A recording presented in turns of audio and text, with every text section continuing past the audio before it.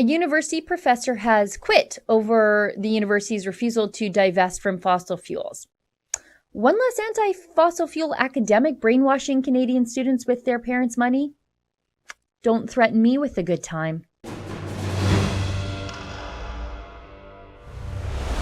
Professor Gregory Mickelson, described as a tenured professor of 18 years teaching environmental ethics, of course, and philosophy, has resigned his position at McGill to protest the university's repeated rejection of his motion to divest the school's endowment fund from fossil fuel companies.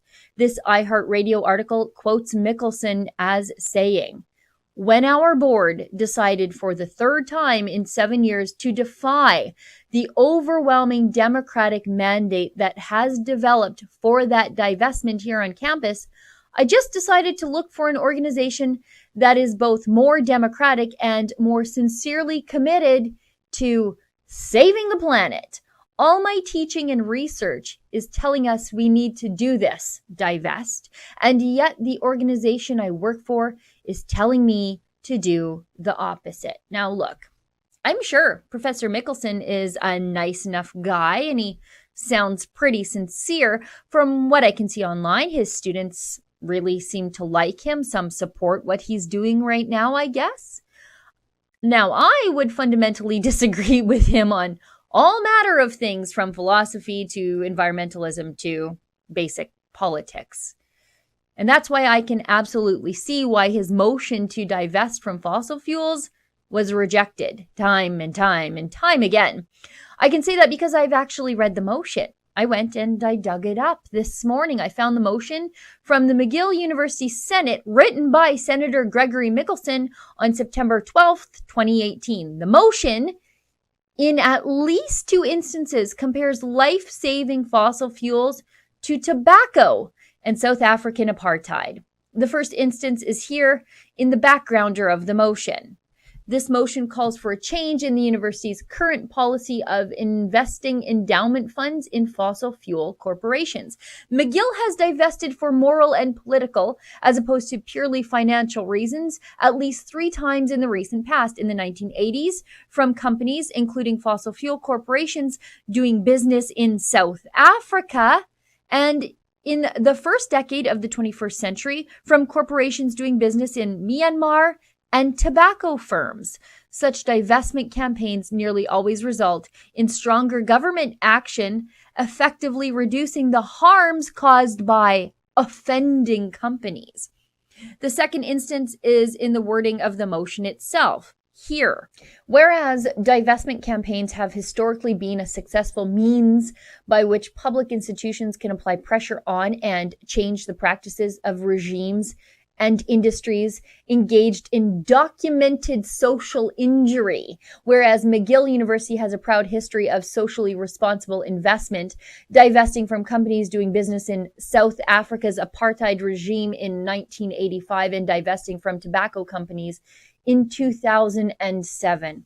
Now, to compare fossil fuels to tobacco is crazy because fossil fuels save lives. I looked up the weather for Montreal, where McGill is last night, and it was -19. I guarantee you Professor Mickelson did not resign for ethical reasons from his thermostat in protest. I'm sure his furnace hummed away all last night to keep Professor Mickelson comfortable and alive in his comfortable home.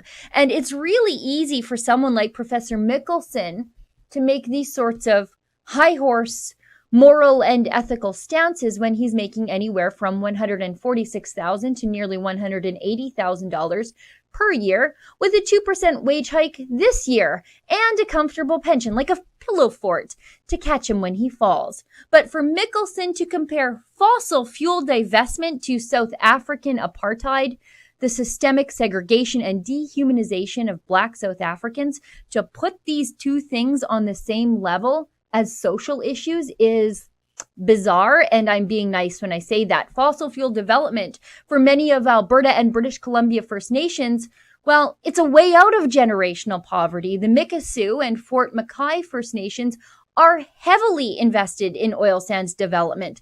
Likewise with Cold Lake First Nations, and I could list a dozen other First Nations. 20 out of 20 First Nations communities affected by TC Energy's Coastal GasLink pipeline in northern British Columbia have signed agreements with the company. Likewise with Teck Resources and their Frontier Oil Sands mine. That company has 22 agreements with Indigenous communities signed in 2018 alone. And many of these signed agreements involve profit sharing, ownership stakes for Indigenous communities, job training, and right of first refusal for procurement contracts, as well as written respect into the contract for Indigenous land use. McGill's endowment fund, divesting from fossil fuel companies, could play a major role in damning Canada's Indigenous communities to remain in a cycle of dependency on the government.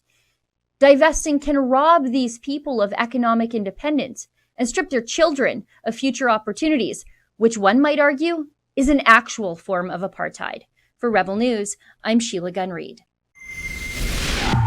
My colleague Cian Bexey was just in Smithers, British Columbia, to tell you the other side of the story of a foreign-funded fake First Nation trying to block a natural gas pipeline there. To see the full story and to support his coverage from on the ground, please go to fakefirstnation.com.